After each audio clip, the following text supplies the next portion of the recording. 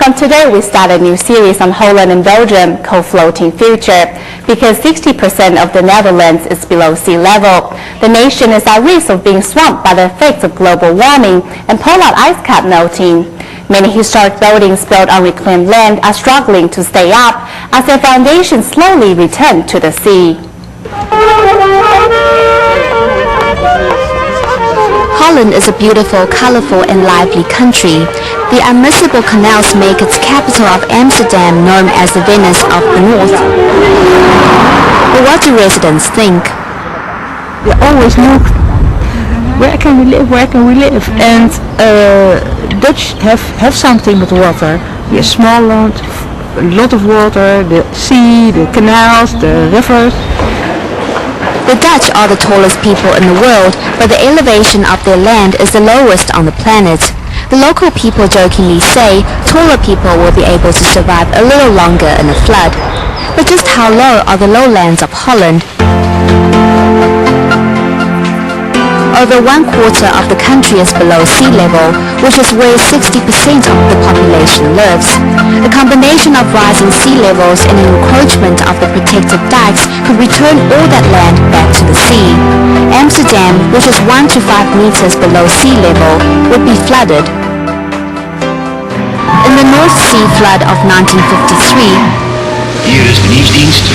a 3.85-meter tidal surge breached the dikes and devastated coastal Holland.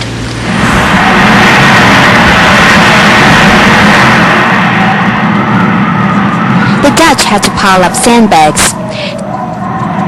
70,000 people were evacuated. Finally, 1,836 people lost their lives. It was a catastrophe of epic proportions.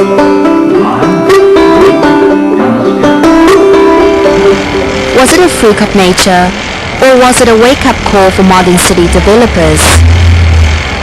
Where I'm standing now is the barrier between the sea and the city. Looking that way is where the sea used to be, and the harbour mouth. So the houses that we can see there are on land reclaimed in the 19th century. The central station, Amsterdam, sees 150,000 passengers a day. It is hard to believe the area around the station, including the piers, were all reclaimed from the sea. You'll see in the old city some old houses that are slanting all over the place.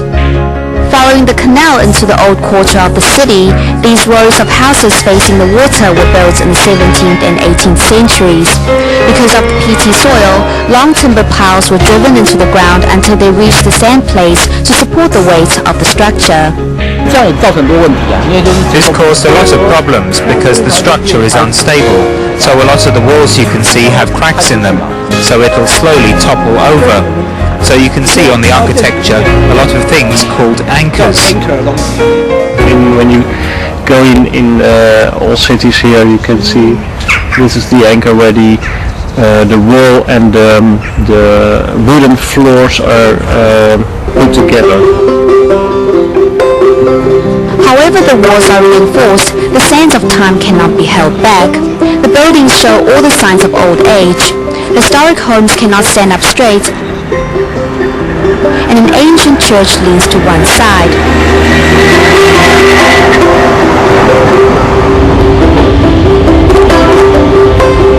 Taking a train journey to Leiden, the same phenomenon can be seen. On a rare vantage point of the castle battlements, you can look out over the city. Yet even the hill is man-made. The mound and fortifications were built mainly as a refuge against high water. The metal holders on the crumbling castle walls clearly show how the cracks are growing, but other indicators are predicting even greater disasters to come.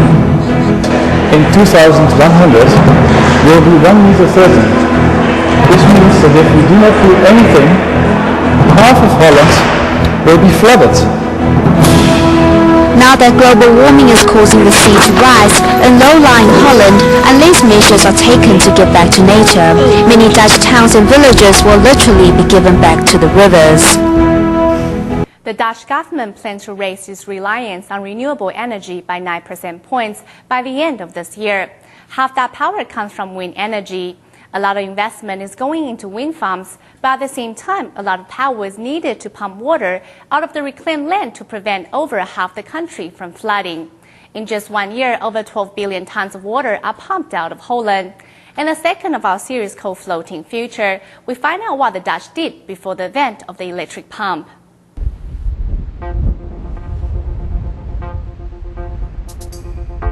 The wind that blows in from the North Sea is a steady source of power for the windmills of the Netherlands. To cut down on their carbon footprint, the Dutch also turned to pedal power on the bicycles that outnumber the people by 2 to 1. On the surface, Holland seems to be a green nation, but to get a broader picture, you need to follow a trail into history.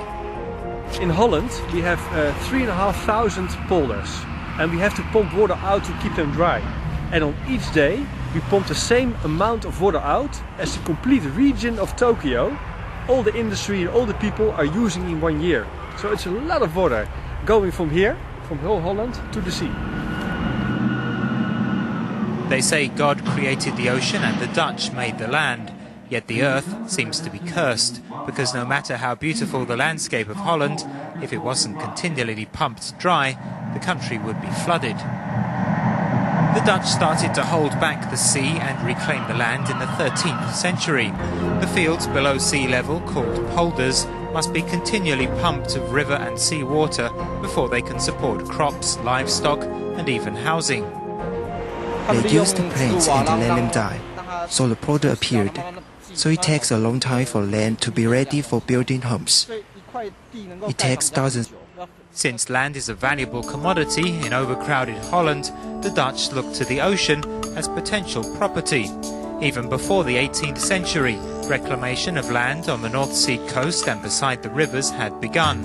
By the 19th and 20th centuries, dikes had been built, turning an inland sea into a lake and creating a whole new province.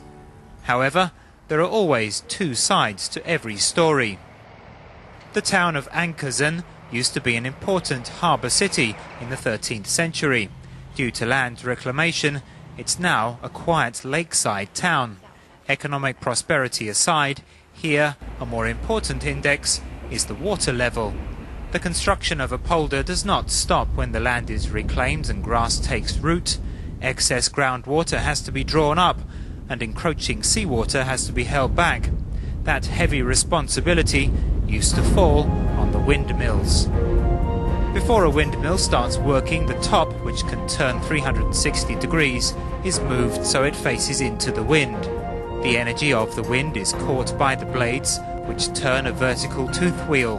This fits into a horizontal tooth wheel, which is connected to the king post and transfers power down to another set of cogs. The lower mechanism powers the scoop wheel, which lifts the water. More like the mechanic watch. Yeah. So you have pins who are, this one is turning and the other one's turning the other way around. The principle is very simple, yet the windmills and dikes have been a protective barrier for the Dutch for centuries. You can see here is a small dike, here from the windmill to the here, so it's a very small dike, and at the end it's a high dike, and that's the dike to the IJsselmeer. The system of dikes prevents saltwater encroachment and river flooding. The network of windmills drew excess water out of the polders and into carefully designed canals above. The Netherlands has over 10,000 windmills. Most were used to pump water from the land, which here is 2.5 meters below sea level. Fertile land that should be ocean floor was kept dry by windmills at different heights, separated by locks that prevent backflow. When the blades start to turn, the scoop wheels pick up speed and move the water. Then the lock gates are opened and, step by step, the water flows up and out into the sea. The horse-drawn carts have been replaced by trucks, but the dikes are exactly the same. The only difference is the elegant windmills have been superseded by large electric Archimedes screw pumps. The key difference is that today the issue of wind power and powerful storms, irrigation and flooding, or conservation and consumption all revolve around human interests. When disaster strikes, we look up to the heavens and ask why. Yet when the cause of the problem is investigated, the answer is always obvious.